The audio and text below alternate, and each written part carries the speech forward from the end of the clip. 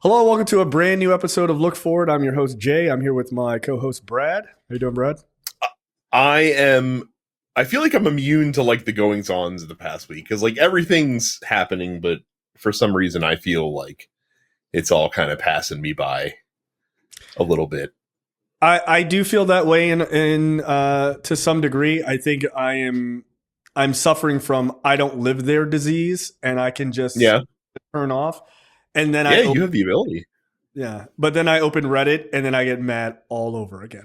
Like, God damn it! I have to stop learning things. It's terrible. It's not good. Yeah, I'm just sitting here in Bluetopia, just like being like, my governor's cool, my state is cool, senators are good. Yeah, like meanwhile, 40 miles down the road, fucking all hell is breaking loose every day, all the time. So hell on earth down there. So, Brad, I sort of teed this up for you offline. I read a book, and Brad, you confirmed books, thumbs up. Yeah, good, right? I am pro book. Book. Wild stance on the show tonight. Brad, I don't often say this, but I think I read a book that radicalized me, and I mean that in a very serious way. And it's not a book you'd think you'd get radicalized on, right? This wasn't written by the mystery founder of Antifa or some other person. This was written by an internet nice guy, John Green. Do you know John Green? Him and his brother? I do know John Green. Yes. Yeah. And his brother Hank Green. So. Yes, they are, and their cousin. Oh, is this his tuberculosis? Yes. Book? Yes. Everything is tuberculosis. This book will radicalize you. I swear to God, and I'm not being hyperbolic. So yes, John Green wrote this book. He's the same author of Fault in Our Stars, which is like that kid's got cancer, like sad book movie that came out a couple of years ago. This apparently is nothing like that. So this book, Everything is Tuberculosis, not even that long, pretty easy read.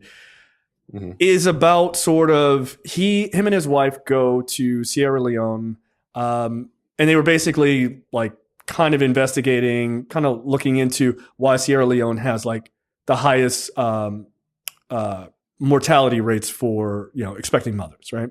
And it's the highest in the world.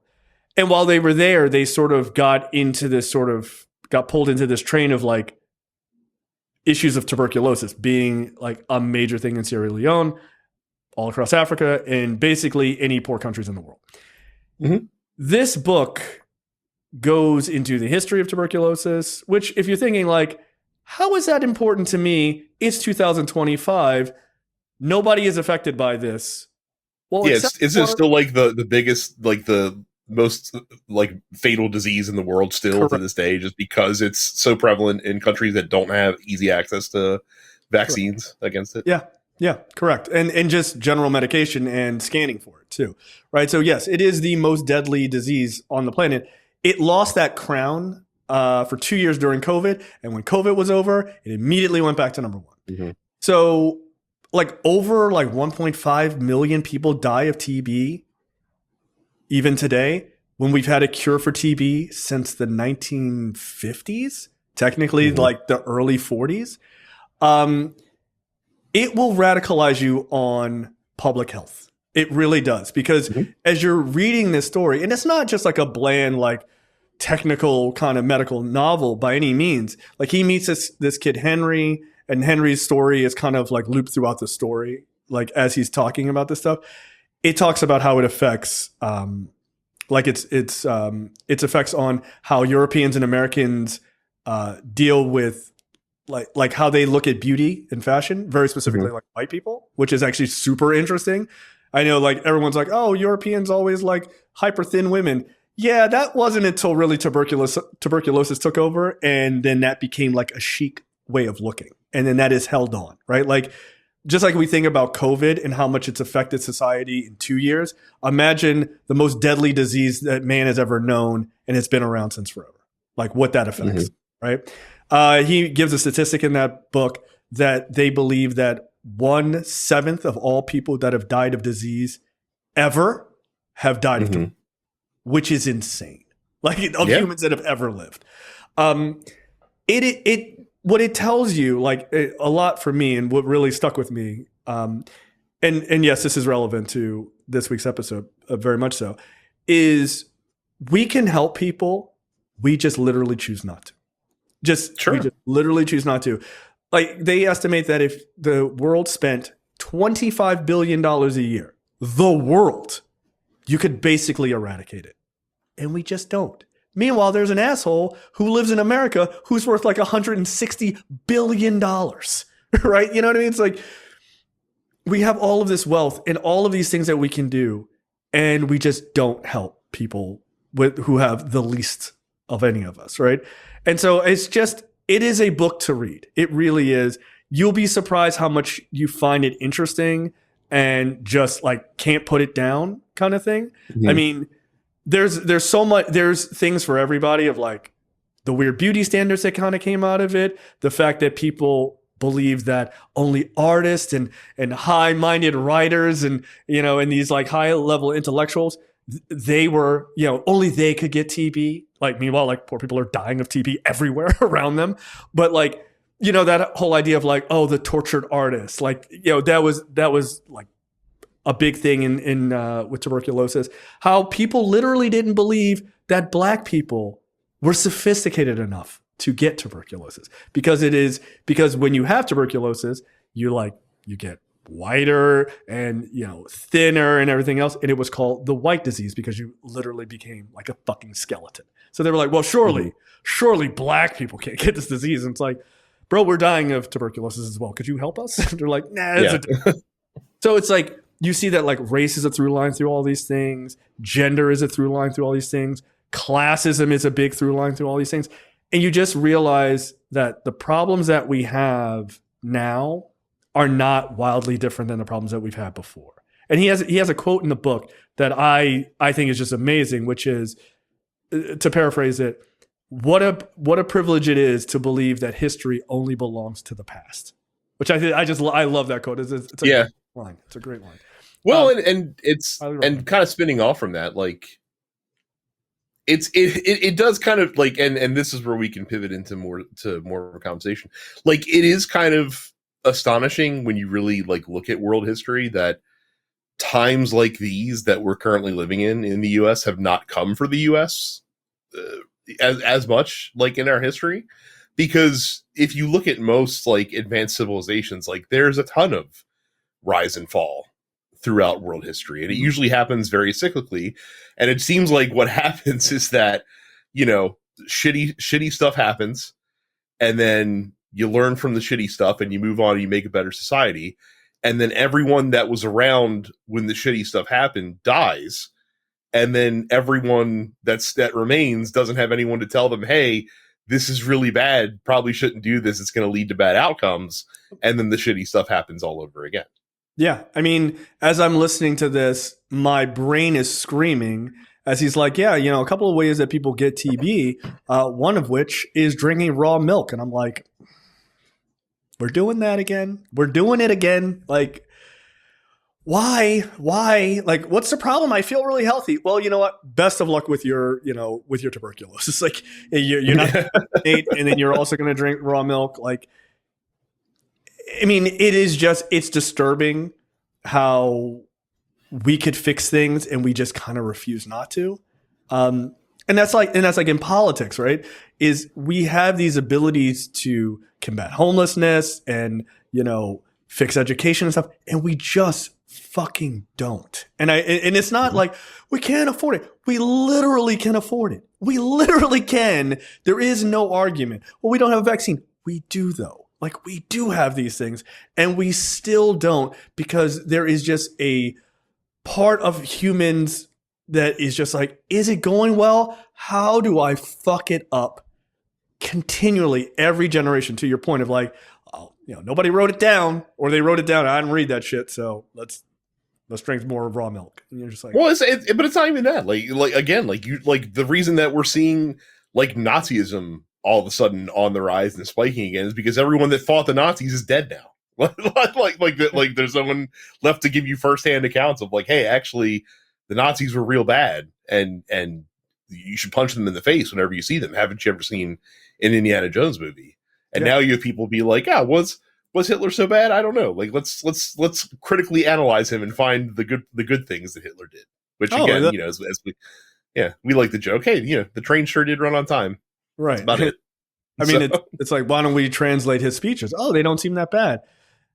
Trump says the same thing. It's like, I think you're looking at that in the wrong way. Right. Okay, I don't know. Feels backwards to me. Surely anyone who speaks German couldn't be evil. Yeah. Have you seen movies? Like, come on. Also, like, there's plenty of documentation and like documentaries about all that shit. You don't have to guess. There's no guesswork, guys. These are but that requires like book learning and watching movies that don't have explosions and shit in them. So like, what do you expect people to do? Come on. I mean, Indiana Jones got explosions. Like, that's a documentary. You watching the Nazi documentary on TikTok, Jay? I don't think so. Like, you'd have to watch it over 200 different videos of a minute and a half length each. So yeah, and I'm not doing that. Like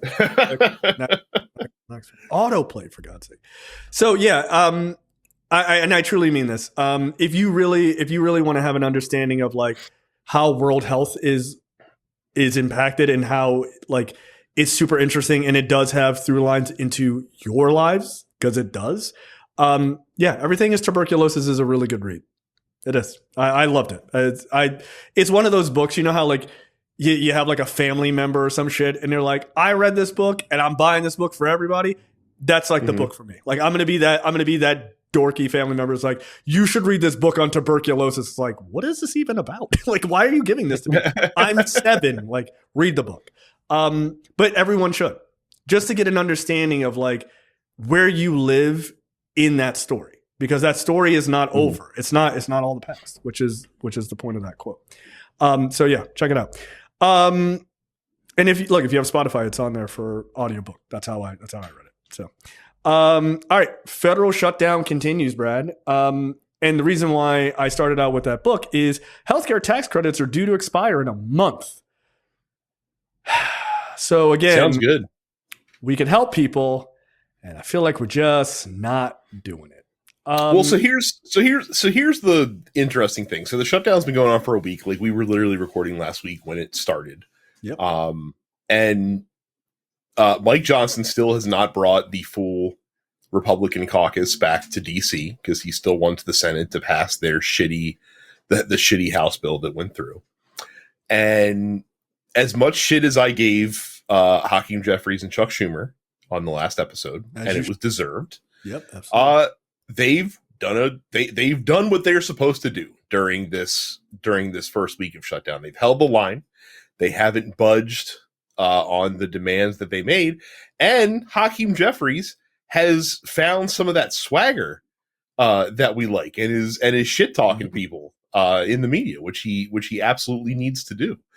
Now, what's interesting here is that I think Republicans, for some reason, thought they're like, we got this in the bag. Like, we're going to blame this on Democrats. The fucking public is going to see that, and they're going to put pressure on the Dems to fold to this. And obviously, like, we know that Republicans don't live in the same reality that the rest of us do. They do not.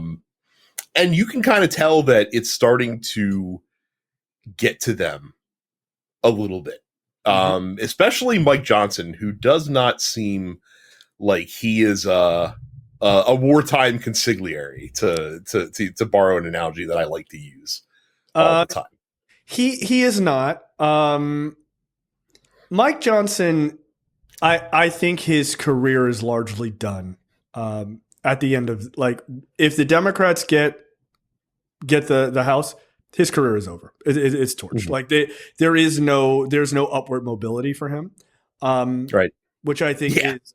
I mean, the fact that he is the Speaker of the House in general is kind of shocking. Remember, he was the 4th choice. Yeah. When it came time. Which is too high in my opinion. Like, it's right. way too high. But I think his career is done. I think he realizes that. I think that's why he's trying to play so hard. He's trying to play such hardball. It doesn't seem to be necessarily working. I mean, let's keep in mind that this shutdown is basically because these guys they don't know how to govern. Let's just put that out there first and foremost. But it is ultimately designed to one, keep out this 218th vote. Like they're like, keep this woman the fuck out of Congress, which is a stupid strategy in my opinion. The other aspect is you're just playing fealty to the king, right? Like that's all he's doing. Like Trump doesn't want the government operating because if the government is operating, then he has to be held accountable to some minor degree, and he doesn't want that. So, yeah, I think Johnson's inability to kind of get that coalition to kind of come together has been shown like a million times. But like this shutdown just shows like he just has no idea what the fuck he's doing. I mean, anytime he's asked, like, so what are your plans? It's like, well, the Democrats are trying to, give illegal immigrants healthcare. It's like, they aren't. No, they're not. And they keep like defaulting to. No one is buying it. Well, and right, and they keep defaulting to like, well, when someone goes to an emergency room and they don't have insurance, like the American people are paying for that. Like that's always been that way for everybody. Like there's no way that you have the data to show what percentage of people who are getting unpaid ER treatment that are undocumented immigrants versus regular Americans and stuff like that. Like that's not a winning argument to have. Do you know who signed that into law, by the way? I bet you it was Reagan, wasn't it? Bingo. The worst villain of the 1980s. I'm fucking good. Yeah, I mean, it's like, you know who did something that the Republicans are completely hypocritical about? Ronald Reagan. You know who did something terrible that hurt the country 40 years ago? Ronald Reagan. These answers are always correct. It is the Michael Beschloss. Which, by the way, I'll give Ronald Reagan credit. Like that is good legislation. You don't want hospitals, as someone is like on the verge of possibly dying, to be like, hey, let me see your insurance card before we decide to treat you. Like that's very incredibly dystopian if that were the way that things fucking operated. Like, and the same applies for green cards, by the way. Like you don't need to see someone's fucking legal papers before you're like, all right, let's get this guy some treatment here. Like let's fucking go. So like that's a losing argument in the first place. And here's the other problem is that he keeps going with this like stance that like, and this is the dumbest fucking thing in the world to me. So the Democrats are obviously holding a hard line on healthcare because they're worried about these, Obamacare credits that are going to expire, and they're trying to get the Republicans to roll back the cuts that they made when they passed their fucking tax bill a couple months ago. Right. And the argument that Mike Johnson is trying to make is that healthcare is a November, December discussion.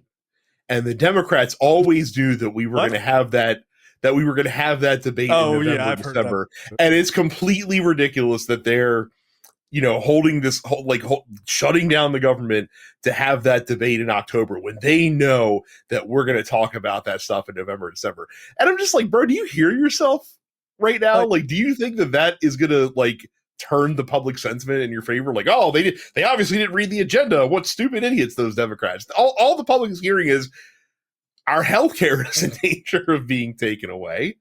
Right. But what are you doing? But even if you're making the argument of that's a November, December conversation, bitch, it's October. Let's get to it. Right. Like if the Democrats are saying that's the thing they want to deal with, and you're saying that's the thing you're going to deal with, if you're trying to open a government, that sounds like a win-win to me. Cool. What's the thing you want to do? Well, bro, we were going to do that anyway. Let's just sign on and let's just get the government back open. Because the only reason why you're not doing it is because that's a lie. Right. I don't understand how anybody in the media, and to the media's credit, they're not buying this either. But why not just call them out? Oh, okay, you guys, and you agree with the Democrats? Well, of course you do. Then why don't you just sign on with the Democrats and get it done then? What the fuck are you waiting on? Well, we're going to get to that in a month. But the government shut down right now. And they're telling you what they want. If you agree with them, you really don't.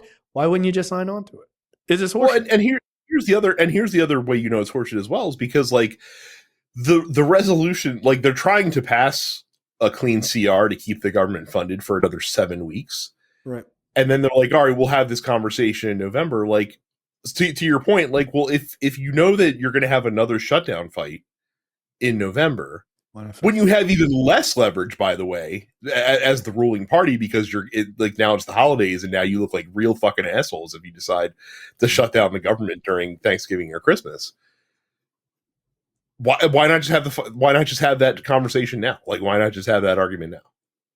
Well, you know who is calling this out and knows that yeah, Marjorie Taylor Greene again. She's back, bro. Like she's back. I told you in our chat last week. I was like, there is a real possibility that we are in a Dave situation here, and that the real Marjorie Taylor Greene is in a coma in a saber-toothed tiger den somewhere. And this is some lookalike actor that is portraying her in like optimal form. Like, it's weird that I don't know that if we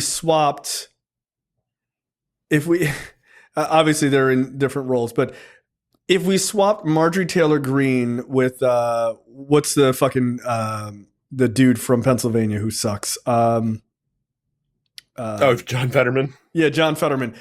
If we swap them, I'm not sure we're losing. Like, on that swap at this point, it's like I know John Fetterman's a bona fide fucking MAGA guy now at this point. Yeah. I mean, he happens to have a D next to his name. By the way, did you see that he was the only Democrat to vote to allow them to keep blowing up ships from these boats out, just outside of Venezuela? It was a 51-49 loss for the Democrats. They could have gotten it to 50-50, but these total loss, by the way. I mean, just to be fair. Yeah, you still lost. But bro, what? Did you see what else John Fetterman said? Like it's not newsworthy enough, but like, since we're talking about him, I'll bring it up. He fucking, like, they asked him about should Trump win the Nobel Peace Prize, because of course, like, that for some reason that's the thing everyone asks nowadays. And he obviously gave him credit for something we'll talk about later in the show with the apparent ceasefire agreement that we have in place now. We'll see. But he also said that, like, if Trump can also end, like, the war in Ukraine, like, I'll be you'll see me as the Democrat leading the committee to lobby to get him the Nobel Peace Prize or whatever. I'm just like, dude, shut the fuck up. Like just announce you're not running for re-election in a couple of years and just mosey on off into the fucking sunset. Oh, don't worry. It doesn't matter if you're running for re-election or not. They're gonna primary the shit out of you, dude. Oh yeah, like he's gonna get Eric Adams to death, I would say. Yeah, so. This is gonna be a one shot run for you. And I'm sorry you hit your head. I really am. But no, I don't know if it's a stroke.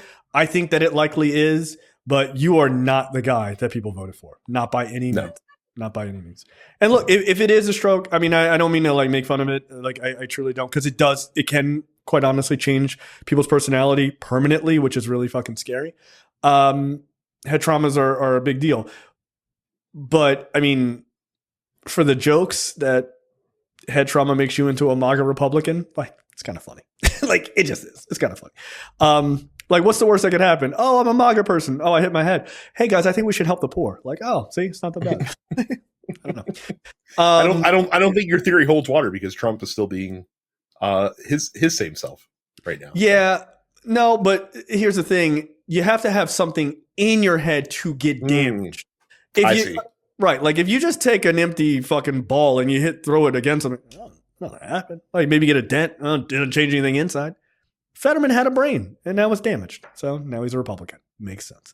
So yeah, Marjorie Taylor Greene, who went on CNN, the Clinton News Network, as they would call it, to talk to Wolf Blitzer, of all fucking people. And apparently, like, Donald Trump is seeing her out there, like, on the Epstein thing and on healthcare. He's like privately asking aides, like, what's wrong with Margie?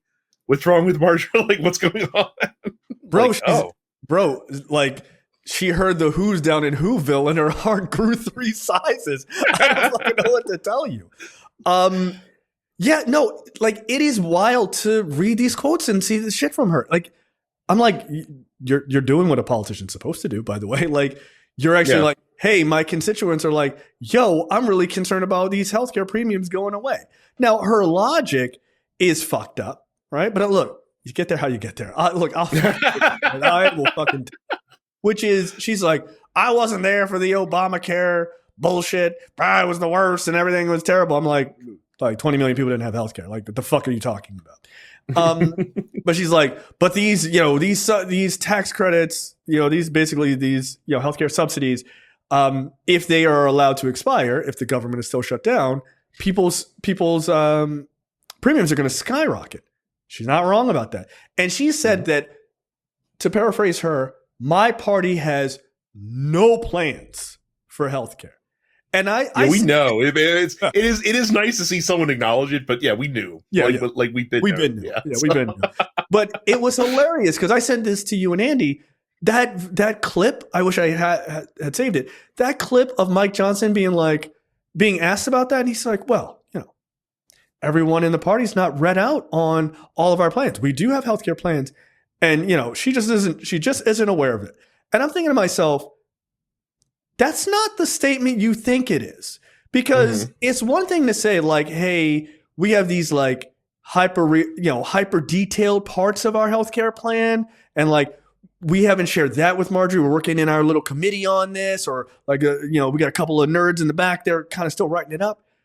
But to say she's not read out on the healthcare plan, she's a part of your party. She's a big name in your party. So what you're telling me is you don't tell everyone in your party your general plans for major legislation, countrywide changing legislation. You just don't mention it to people. I think it's not that you don't mention it to people. I think Marge is right. There ain't none. And you don't have any, and you haven't had any since Trump's first fucking term. Let me defend the Republicans a little bit here. I know this is probably shocking you. Ugh. You're saying that they have absolutely nothing. Jay, they have concepts of a plan. Trump said that himself. He talked about it. I would bet that they have concepts of a plan. Now, it just so happens that concept is repeal Obamacare, and that's the only one. Like, they don't have anything past that. But they do have concepts of a plan. So to say that they have no plan at all, that's not fair. Is look, I'm just trying to call balls and strikes here. Yeah, no. Like, straight shooter. Like, no, I look right down the middle. Look, that's true. Their plan is to destroy healthcare and basically say good luck to you. I mean, but it's wild. Trump has been saying since his first term, our healthcare plan is right around the corner. 2 weeks, 4 weeks. It's right there, baby. It's right there. Why don't you show it to us so you can engender some public support maybe for repealing Obamacare to replace it with the amazing Trump care plan that you have? I know you got to repeal Obamacare first, then we'll show you the plan. Yeah. Like, no. First, if you give me $100, then I'll give you, this prize. Well, why don't we just give it to each other at the same time? No. Like, my left hand doesn't work right. I just need the money in my right hand. Then I'll be able to, like, this is a classic. I mean, it's a classic scam. I mean, never forget, in 2010, in the run up to the 2010 midterm election, Republicans literally went on television. Were like, we have great plans to fix the economy and all this other stuff. Like, Obama had been president for 2 years, and the media's like, what's the plan? And they were like, we can't tell you. It's a secret. You'll have to elect us to find out. And people were like, no, that sounds good. What the fuck? And they voted them in. And guess what they did? They didn't do anything. They were just like, oh, we don't have a plan. Psych. Like, what the fuck? It's the same thing. Oh, we have a healthcare plan. Well, what's the plan? If I tell you, you're going to tell the Democrats and they're going to come. I mean, that's also, I mean, to be fair to Republicans, like they understand that the median American voter is Charlie Brown with the fucking football. So like, they'll fall for it every time. That shit is amusing to me. Like, no, we have a plan. Tell us the plan. I can't tell you the plan. I don't want to ruin it. It's a secret. What the fuck are we talking? It's a secret?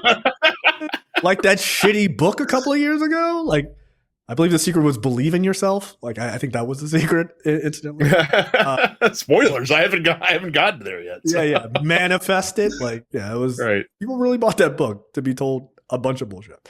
So yeah, look, healthcare subsidies raising like crazy. This is not good. And look, Marge gets it. She's absolutely right. She says, I don't think it's something to wear political party team jerseys on. I think it's something that we have to address and fix. When it comes to trying to save healthcare, now I likely don't agree with her on how we do that. but trying to at least keep these subsidies in place or these tax credits in place and outing pedophiles. Marjorie Taylor Greene on the right side of history, like randomly. Everything else. I'm glad we have a clean read of that phrase. So yeah, I can't believe Marjorie Taylor Greene went on CNN and was making sense. That is fucking wild. But, also, like, Wolf Blitzer, calm down, Wolf Blitzer. At the end of that interview, he's like, "Oh, you're such a brave politician. Like, I'm so happy that you fucking like get out of here, Wolf Blitzer." For what? For what? Speaking logically for 9 seconds? Congratulations. Right. Yeah. Well, I mean, again, like the whole media holds Republicans to a different standard, as we've discussed many times. So. Yep. Oh my God, Marjorie, you didn't slobber all over your shoes while giving this interview. Bravo. Here's a gold star for you today. Right. Like, did she name any policies, like any details on any of this? No. I just don't think we should be enemies in this. I think we should help the American people. What a grand response. But like in her party, I mean, she might as well have been, she was like the Barack Obama of fucking Republicans at that point. She's like, look at me just dropping fucking bars on you about how we should be human beings. It's like, I don't know, maybe she read the same book I did this past weekend. Who knows? I feel like this is a bad idea from the White House. I feel like this is a really bad idea. White House memo on paying for furloughed employees is called into question. So, as we all know, when federal government employees get furloughed in these shutdowns that are almost largely only happen under Republicans or because of Republicans, even though you're at home, you still get paid. Like, you know, you don't get paid in that time that you're home. You come back, they hit you with a big old fat fucking check, right? And you're like, all right, this sucks for those like 2 weeks or a week and a half that it happened. By the way, this is a law that got signed in 2019 because after the last government shutdown, the Democrats who were in power in Congress at the time, even though Trump was president, was like, man, there's a real good chance that this could happen again if Trump remains president. So we should probably just make sure that this doesn't get fucked up in the future. So that was called the Government Employee Fair Treatment Act, or GEFTA, right? Which, like Brad's point, signed into law in 2019 by Trump. What is hilarious is the Office of Management and Budget, they went in and literally deleted a line out of the sort of the document talking about whether or not, you know, government employees basically get back pay for furlough. Like, they just removed it. And then it's like, well, it's in question. Should they get it? Should they not? So there's furlough employees and there's accept employees, right? Accept employees are people who are forced to come into work, right? You are an exception, and like, we need you. You gotta be there. When I was a consultant for the federal government, that happened to me during like 2 shutdowns. Like I had to go in, and because I was a consultant, I got paid like normal, but there were federal employees there that were exceptions as well, and they don't get paid, but you have to still work, right? But then they hit you with the fat ass check, right? Still sucks. I was the only person. I mean, you still got it. It's not like the bill collectors stopped coming like when because there's a government shutdown. Yeah. Right. They're like, I don't give a shit. Right. It was weird. Like, cause I was like, I think that was near Christmas and I was the only person there. And like all of my team was at home and they're like, how's it going? I'm like, it fucking sucks. I'm sitting here by myself. Yeah. And they're like, well, at least you're getting paid. I was like, that's true. I am. That's true. So GEFTA gets signed in 2019. And there was also, it also amended something called the Anti-Deficiency Act to state that both furloughed and accepted employees shall be paid for the length of the shutdown at the earliest date possible after the shutdown ends, right? So the OMB, they put in a new legal draft opinion to the specific 2019 GEFTA law, which states that, quote, retroactive pay is subject to the enactment of appropriations acts ending the lapse. So basically, do they get paid? Maybe, fucking question mark now. But the law is the law. the GEFTA law that you fuckers signed and made law. Your asshole guy did it. Now they're like, well, do we really want to pay these people? Look, I'm not I'm not going to say exactly what I think could happen, or I'm not going to say that this will definitely happen, is what I should say. But I feel like pissing off, what is it, 800,000 federal employees or some shit like that, and just being like, we're not going to pay you for this week or two. Or month. Or a month. Or 6 weeks. Yeah. I mean, who knows how long this goes? That feels like a bad idea. Well, feels like really bad idea. So it's a bad idea in the first place. It also is already leading to other issues. So like one example of a exempt employee from not being able to come to work is like federal air traffic controllers, for example. Right. So when Trump comes out here and is like, like maybe we won't pay them, and people hear that, all of a sudden people felt like even people that are required are like, oh, I'm sick. Sorry, you can't come into work today. To the point where a couple days ago, I think the Nashville airport was like literally shut down for half a day because they couldn't man the air tower. And you literally have the transportation secretary, Sean Duffy, going on television begging air traffic controllers to not call out of work. No, fuck you. No. Like, yeah, go talk to your boss, Sean Duffy. Like the reason that's happening is because your guy's out here being like, maybe we won't pay him. We'll see. I mean, we're also like, keep in mind, we're also in the dark here about military pay. We don't know. Yeah. You wanna not pay the military?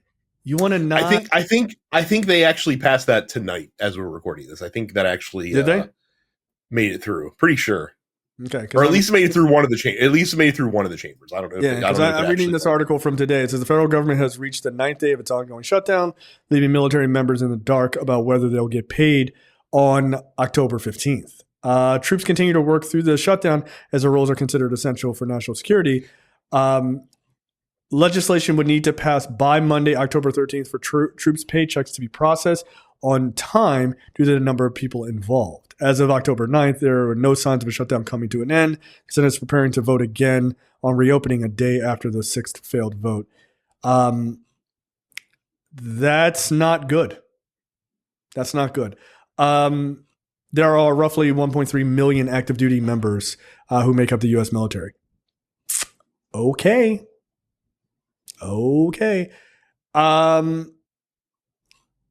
800,000 federal employees, 1.3 million active duty members. There's a little bit of, crossover, obviously, there. Mm-hmm. Not giving people their money, even if it's just a 1 week paycheck, is a very dangerous game you're playing. From a violent standpoint, I'll be honest with you, right? Because when economy is fucked and people don't have food and people are struggling, not paying people for a week, people can lose their places of residence. Like, you can, if your rent is teetering and shit like that, and then you can't pay, start putting people out of their houses and shit. This goes a month, you're in a world of trouble. Most people do not have the money to just be like, yeah. I'm about to say, how many federal employees do you imagine live paycheck to paycheck? If it's in line with the percentage of general Americans that do, it's probably quite a few. Yeah. A significant percentage. I mean, what is it? Most Americans couldn't handle an unexpected $1,200 or $2,500. Oh, most people can. Try $400. Yeah, you're in a world of trouble. Expense. Yeah, you're in a world of trouble. So, that being said, couple that with the last story we talked about, healthcare premiums going up. You're a federal employee, you're furloughed, and you're not getting that money back. And then health premiums skyrocket in a month. What the fuck are you supposed to do? If you are aiming to keep the country together and you're really trying to get people to be on your side and all this Republican horseshit, and you're Trump and you're talking to the military at the Naval Academy and all this other shit, Sure, fast way to piss people off is to not pay them. That is a number one thing in history is like, oh, we forgot to pay people. And the police and the troops are like, yeah, no, it's cool. Don't worry about it. You ain't gonna have a job tomorrow. But here's the problem. It's a disaster. It's a terrible idea. He doesn't live in reality. How often does he come out? Oh, saw these polls. Country's with us. They love us. Everyone supports what we're doing. Good. I'm glad he believes that. The people know that this is the Democrats' fault. Sure. Okay. I don't really get it.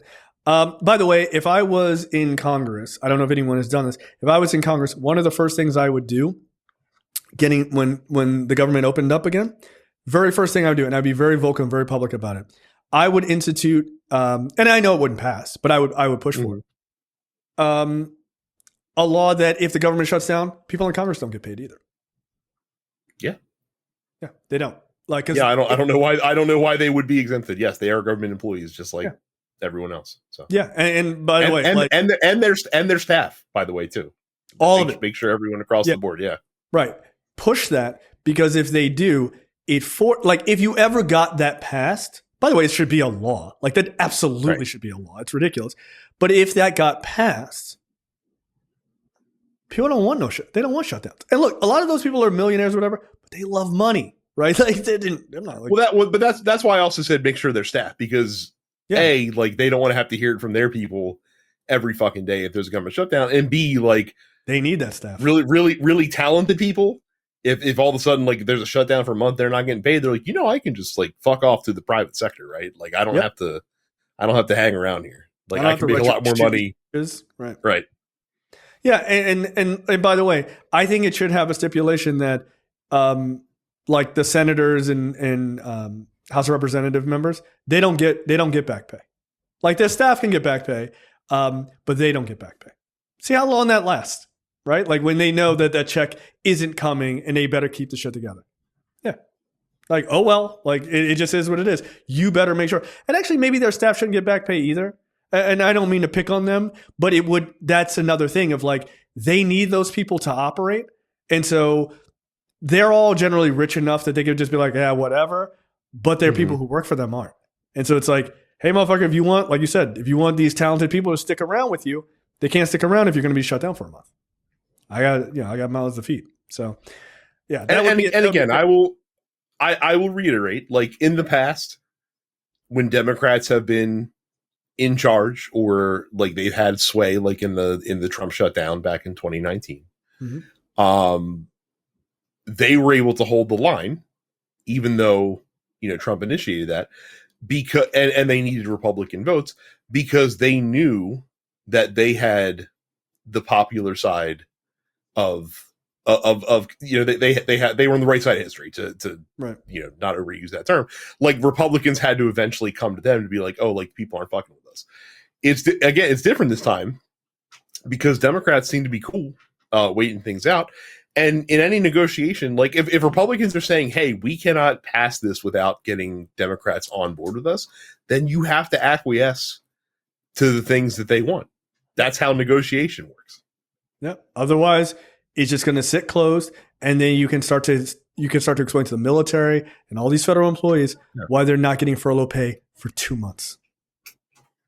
I think people would be ripping you out of that fucking building with the prices of shit. And it's like, oh, eggs are $1 million, and fucking, meat is, prices are going up, gas and healthcare and all that stuff is going up. By the way, we're not going to pay you for the last 2 months that you were sitting at home. What the fuck are people going to do? You think you got a bad time coming in the midterms now? Wait till you have a month off and you don't pay those people. They're not going to forget that shit. There's nothing to make people forget about that. So, like, one thing you can guarantee is pocketbook issues matter. They always do. And people like to get paid, especially for working. All right, let's move on from there and talk about the latest out of Gaza. This is encouraging news. It's encouraging. It's also developing. So things might change by the time you hear this, or things might have progressed by the time you hear this. Also realize that all three sides that are involved in this are not necessarily the most honest brokers of truth. So all we have is what they have said is happening. So take it all with a grain of salt for now. But reportedly, as of the time of recording, the Israeli cabinet has approved the plan that Donald Trump has put forward for a ceasefire in the Gaza Strip, and also importantly, the release of all remaining living hostages that are being held by Hamas. Of course, we just passed the 2-year anniversary of the conflict, so this has been ongoing for quite some time. And then Netanyahu, for his part, says that the cabinet approved the, quote, outline of a deal to release the hostages that Israel is still holding from the Palestinian side as well. Some of the things that have been mentioned so far, that the U.S. will send 200 troops to Israel to monitor the ceasefire deal. And they'll work with other nations and NGOs and private sector and stuff like that. Trump has said that the hostages being held by Hamas will be released on Monday or Tuesday. Hamas has said they, I think, have 20 living hostages still that they are holding, that they've held since this conflict started. No word yet on whether Hamas will be forced to disarm, which Trump had said previously was a requirement of his for any sort of peace arrangement. No word on who's going to govern Gaza once the peace deal has been struck. And no word about whether the territory is going to be rebuilt after the massive destruction that has been laid upon it over the last 2 years. But certainly better news than we've gotten on this conflict in quite some time, assuming that everything rolls forward. All right, what are your thoughts? The timing's interesting because I think not that they would make it this year anyway. But it is odd that this is being announced like the day before the Nobel folks announce who's winning the Nobel Peace Prize this year, who Trump's allies have been lobbying heavily for him. Again, I don't think this would factor into that because, it just happened, and I'm sure they've been deliberating on this for quite some time. So we got to stop now. We got to reverse course here. But that's part of it. I think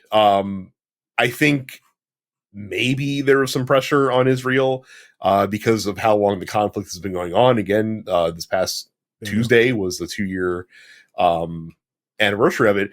But also, public sentiment around the world is starting to heavily turn against Israel. You have a ton of countries out there, including the UK, recognizing a Palestinian state officially by their government. And also I saw polling for the first time ever.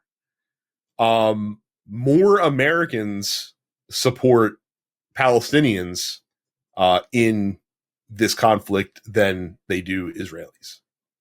And that's not just liberals, by the way. I think I saw 40% of Republicans are also leaning more heavily towards Palestinian support based on, what we've seen from Israel over the last 2 years and how they have taken it upon themselves in this conflict. So I think all of that is kind of factoring into this here. If this does come through, it'll also be interesting to see what happens to Bibi Netanyahu, whether or not he is able to hang on to power in the Israeli government. So that's an interesting piece to this as well, because you could argue that the only reason that he had stayed in power was because of this ongoing war that was happening. So, I think it is exactly your point. I think that the sentiment has turned. I think that there is a dire need to get Israel back on the defense from a PR perspective of we're just the little guy. you can only bomb the shit out of people with like a nickel and a half to their name, and pretend to be the victims, and not be seen as the absolute aggressors. And I think it's just, we've just hit a fever pitch where people are just like, I'm not buying this. Like at a certain point, like, dude, what the fuck are we doing? And you have more and more, and not that it matters sort of explicitly, but you have more and more prominent Jewish Americans being like, this is unacceptable, which I got to imagine from a PR perspective, that doesn't feel good, right? Because it's one thing for people who are Christian or non-religious to be like, hey man, I'm not cool with this, or Muslim. They're like, of course they're going to side with Hamas, right? Like you can make that bullshit argument. It's ridiculous, but you can make that argument. And they do. But it's a different thing where people are like, bro, we are the same we're the same religion, and I do not agree with this. This is fucked up. And this is reminding us of, kind of the thing that we're like kind of famous for having happened to us. And I think they're just like, oh, we might have gone too far. And not that we feel sad about it, but we got to get ourselves back on. This is a PR campaign. Like, unfortunately, the deaths of all of these innocent Palestinians is going to likely end because of a PR campaign, which is we cannot sustain this and not and continue getting funding and everything. Because there's also an attitude of, if we keep going like this and the Democrats get in power, what is going to happen to us? Mm-hmm. Where is all that money to Israel, that like $2 billion a year? What happens to that? Because Democrats can't get in power and just be like, oh yeah, there you go, there's $2 billion. And their constituents are going to be like, yo, what the fuck? Because they're going to notice that. Like if they were Republicans don't pay attention to anything. They yell and they blow up and bluster, and then they're fucking done with it. They never look again. But Democrats do pay attention to shit like that. So there's no Democrat running that's going to be like, here's a blank check, Israel. They can't do that anymore. No, not anymore. No. And there was a report that came out this week that the majority of Democrats in Congress have now flipped and are not supporting Israel in this conflict. That's bad for them. And I think when I saw this, like, oh, they have a tentative deal, I'm like, I bet the fuck they do. And like you said, when European countries are like, yeah, no, we're recognizing Palestine as a country, you're in a world of trouble, because these were your hardcore allies, and they're leaving you. And in fairness, they've been telling you for months, knock it the fuck off. Like, right. Bro, we support you killing these people. Just maybe take it down a notch. And Israel's like, woo, I'm having such a good time. Yeah, that is the thing that's astonishing, is that like normally, like, the old adage is like, you give someone an inch and they take a mile. Israel was given a mile and they took 2 miles. Right. Like it's just like people were giving him every excuse to be like, hey, like, do what you want. Maybe not slaughter and indiscriminately bomb women and children, please, because that makes all of us look really bad when we're supporting you and you're doing that. And Netanyahu was like, fuck it, we're just going to keep firing rockets over there. Like, it's going to be awesome. Mm-hmm. Because he's never gotten his hand slapped before for any of this. Like they, to be fair to him, like the West has always given him a blank check to do whatever the fuck he's wanted over there, over various incursions over the years. So like, yeah, I can't say that I blame him for kind of like walking around like his shit doesn't stink when it comes to this stuff, but because public sentiment is turning. Yeah. And look, I think that's a good thing. I'm happy that people are waking up to the fact that like this shit is not acceptable. Like it just isn't. It will be interesting to see how this holds. I am not so bullish on it holding. I'm just not. I'm not. Because I don't, and it's not because I think like Palestine's suddenly going to be like, yeah, let's fucking get back to it. I think Israel's not going to hold to it. I don't think they will. Yeah. Yeah. I think they desperately are going to want to hold to it, again, because of the whole PR thing. Like there is, like I saw this interesting like breakdown of the amount of, and this is how you know, when I talk about it as like a PR campaign, this is how you know this is very real.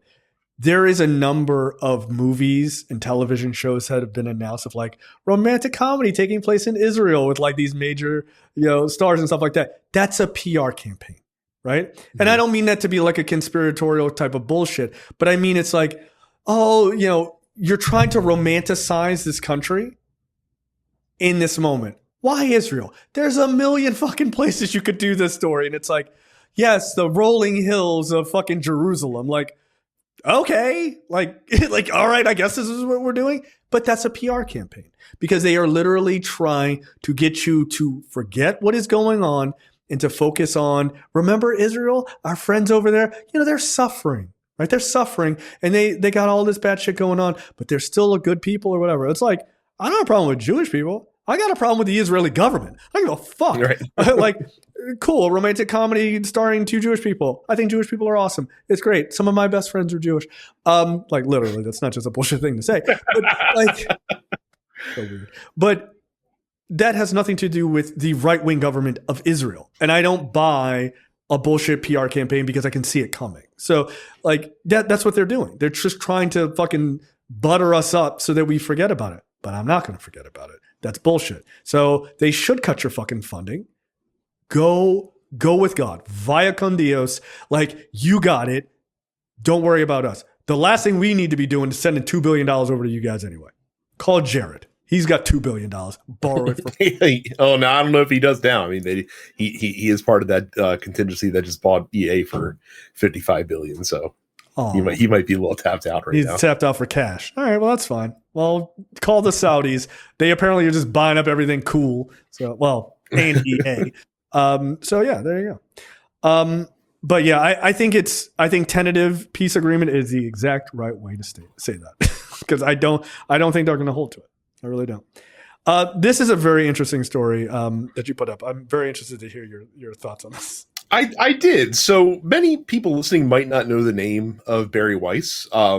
Bari Weiss was an op-ed editor for the Wall Street Journal for a couple of years. And then she ended up going to be an op-ed writer at the New York Times for a couple of years because they wanted to bring in more conservative columnists while Trump was president back then.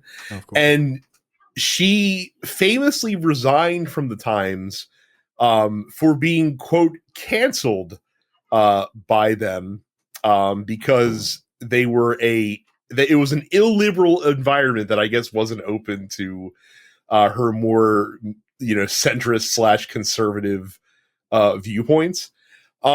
She was so canceled that she went over to Substack and built a company called The Free Press, which somehow became like the most popular Substack in the entire world. Cool. So she was so canceled she became incredibly fucking wealthy. Nobody's listening to me. Oh, really? I have millions of fans. Right. Like there's so many people watching me, but I'm so canceled. So interestingly, Skydance, who bought Paramount, who owns CBS, purchased the Free Press for I think $150 million to acquire the publication, which, if you look at the amount of subscribers that they had, they paid like $890 per subscriber, which seems ridiculously high for such a fucking thing. Yeah, they have 170,000 paid. Yeah, so they way overpaid. But not only did they overpay to acquire the Free Press, they've decided to make Bari Weiss the head of the editor-in-chief of CBS News, a role that she started this week. This is a super clear sign to the current administration that they plan on making CBS News much more right-leaning, to the point where I don't think you can just. I'm just going to fucking come out and say I don't think you can fucking trust CBS anymore as a news outlet if she's leading the charge.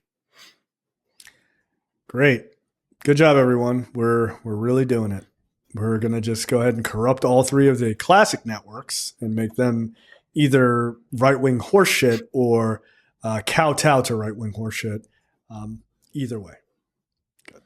Now, I will say, reportedly, so far her appointment's not really going over so well with like the career news people, considering that she's not a journalist. So like putting someone like she literally isn't. She's worked as an op-ed writer for the longest time. She's like she hasn't done journalism.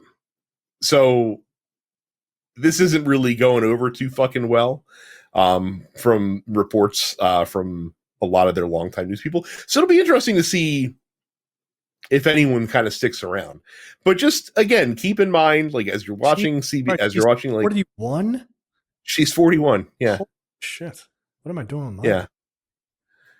Not having principles, Jay. Unfortunately, having principles is not always the most profitable fucking thing. It is not paying enough for me. I need to. Well, and to give folks an idea of the kind of person that Bari Weiss is, I shared this with Jay and Andy in our private chat. Let me see if I can fucking find it. By the way, it's Bari. I think it's Bari. Bari. Okay, guess what? I don't give a shit how to pronounce her name. So she did a so the context you have to understand for this, by the way, is Bari Weiss. She's gay, right? So she decided to do she was doing an event where she was speaking in front of the Federalist Society a couple of years ago. Okay, all right. Jesus Christ. Right. And I'm quoting from her. One of the remarks that she made is, quote, "I know that there are some people in this room who don't believe that my marriage should have been legal. And that's okay, because we're all Americans who want lower taxes."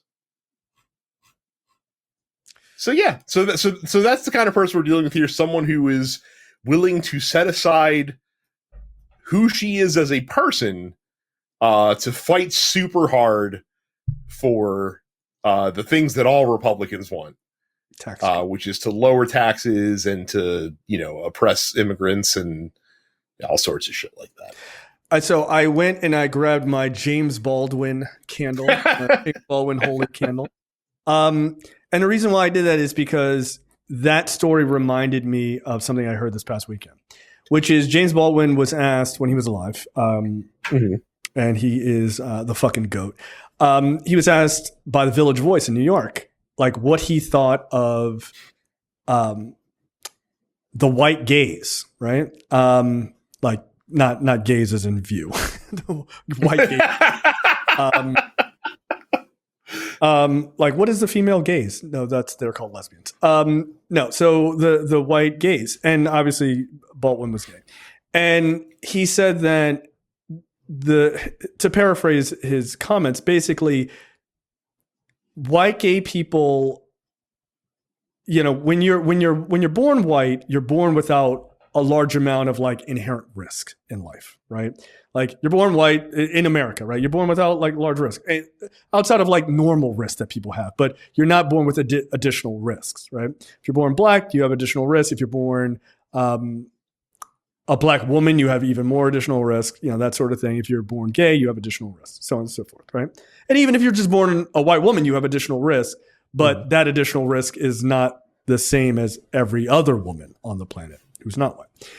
And so his point was, when you take away that risk, they fall back on their whiteness first. And the guy who was talking about it, who was reading the quote, was saying, take a look at two people. I forget the woman's name, but the woman who runs the basically the neo-Nazi party in Germany, the ADF, I believe it is. She's a lesbian, and Peter Thiel, who is gay, right? And their whole thing is, now that being gay is largely normalized in society, whether the French people don't like it is irrelevant. It is largely normalized in society. Nobody's going to like throw a rock at you walking down the street, like not likely, right? Now that it has been normalized in modern society, being gay is not a risk anymore. So that's why you can see gay white conservatives who are just like, well, we just care about tax cuts, because that risk doesn't exist for them anymore. If it was the 1950s, Bari Weiss may have a very different view, because her being open and out could cause her to possibly be harmed or something like that. But when that risk is largely taken away because society has grown up a little bit, they default to who they really are, which is, why don't we just cut taxes and fuck these other people? And it's like, that only works for them. It only works for white people who assume this, who gain a level of risk, and then that risk is, comes down.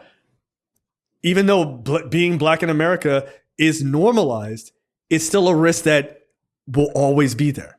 Why? Because we look different than the majority. So I just thought that was, you saying that just reminded me of that statement by Baldwin, but he's absolutely right. And like, you see it with Teal, you can see it with Bar Weiss, because all we care about ultimately, it doesn't matter about this thing that is super important to me as a human being, the person I love. That doesn't matter, because cutting taxes is more important, because that's who you are at the end of the day. It's kind of interesting. Back on the shelf, James. So like I said, it's going to be interesting. I don't know that you'll see, massive changes right away. Like, these are always things that happen pretty gradually. I think it'll be really interesting to see if she has, and again, it's not as if like Norah O'Donnell and folks like that have been like really fucking hammering conservatives. Like they're doing just as shitty a job as the rest of the mainstream media is when it comes to holding feet to the fire and calling out what's actually going on. But it'll be interesting to see what happens if like Bari Weiss ever goes to like Norah O'Donnell and be like, hey, like, I don't like how you did this. And Norah O'Donnell will be like, hey, I've been doing this for 50 fucking years. Go fuck yourself.